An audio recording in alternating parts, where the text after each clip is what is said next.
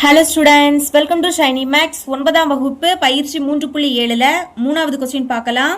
இணைகரத்தின் பரப்பு 25x² - 16 அதன் அடிப்பக்கம் 5x கூட்டல் 4 எனில் அதன் உயரம் காண்க. நமக்கு இங்க இணைகரத்தோட பரப்பும் அடிப்பக்கமும் கொடுத்திருக்காங்க. நம்ம இங்க உயரம் கண்டுபிடிக்கணும். சரிங்களா? ஃபர்ஸ்ட் தந்திருக்கதை எழுதிக்கலாம். இணைகரத்தின் பரப்பு 25x² - 16ன்னு கொடுத்திருக்காங்க. இதை எழுதிக்கிறேன். அதை எடுத்து எழுதிக்கிட்டேன். இனி இணைகரத்தின் பரப்பு இதுக்கு பதில் இதோட ஃபார்முலா எடுத்து எழுதிக்கிறேன்.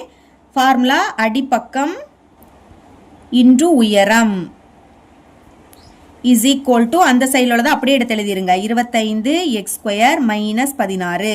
இனி நம்ம இங்கே உயரம் தானே கண்டுபிடிக்கணும்.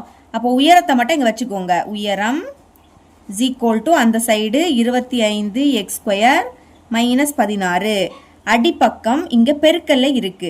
சமத்துக்கு அந்த பக்கம் போச்சுன்னா வகுத்தல மாறும். அப்போ பைக்கு கீழே எழுதிக்கலாம். சரிங்களா? அடிப்பக்கத்துக்கு பதில் அதோட மதிப்பு கொடுத்துருக்காங்க 5x கூட்டல் 4. அதனால அதுக்கு பதில் 5x கூட்டல் 4ன்னு எழுதிருங்க. ஓகே, இனிமே இதை வகுத்து கிடைக்கக்கூடிய ஈவு தான் என்னது? உயரத்தோட மதிப்பு. அப்போ வகுக்கலாம். இந்த மாதிரி எஃப் ஷேப்பில் ஃபர்ஸ்ட் போட்டுருங்க. மேலே இருக்கிறத உள்ள எடுத்து எழுதிக்கணும். முதல்ல என்னது இருக்கு? 25x². இனி வரிசையில் இருக்கான்னு செக் பண்ணணும். ஃபர்ஸ்ட் இங்கே x² இருக்கு. அடுத்து என்ன வரும்னா x வரணும். x இருக்கக்கூடிய டேர்ம் இருக்கணும். ஆனால் இங்கே இல்லை பார்த்தீங்களா? இல்லாததுனால எப்படி எழுதிக்கணும்னா ப்ளஸ் போட்டுக்கிட்டு 0 போட்டுக்கிட்டு எக்ஸ்ன்னு எழுதிக்கணும். எது இல்லையோ அதுக்கு பதில் ப்ளஸ் போட்டுக்கிட்டு 0 போட்டுக்கிட்டு எழுதிக்கணும்.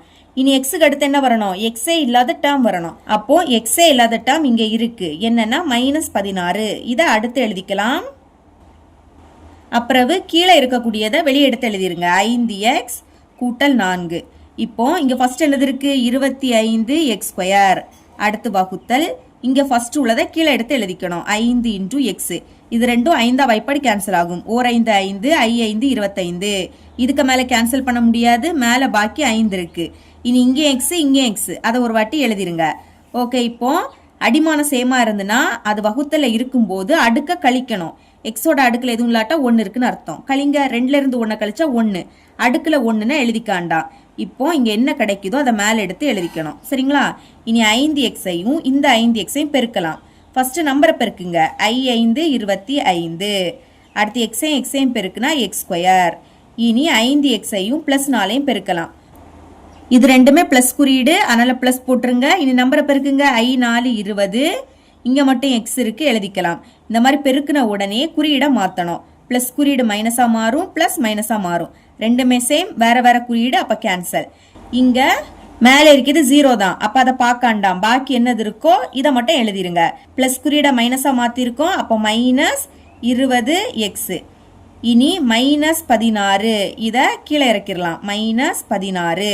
ஓகே, இந்த மாதிரி இறக்குன உடனே இங்க ஃபர்ஸ்ட் என்னது இருக்கு? -20x வகுத்தல். இங்க ஃபர்ஸ்ட் 5x. இதை ரெண்டே வகுக்கணும்.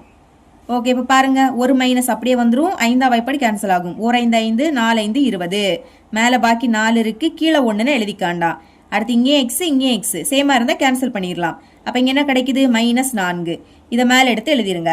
இனி -4-ஐயும் 5x-ஐயும் பெருக்கலாம். ஒரு மைனஸ் அப்படியே வந்துடும். நம்பரை பெருக்குங்க. 4 5 20. அடுத்து இங்கே மட்டும் எக்ஸ் இருக்கு. இனி -4-ஐயும் +4-ஐயும் பெருக்கலாம். ஒரு மைனஸ் அப்படியே வந்துடும். 4-4-ஐயும் பெருக்குனா 16. ஓகே, பெருக்குன உடனே குறியீடை மாற்றணும். மைனஸ் ப்ளஸ்ஸாக மாறும், மைனஸ் ப்ளஸ்ஸாக மாறும்.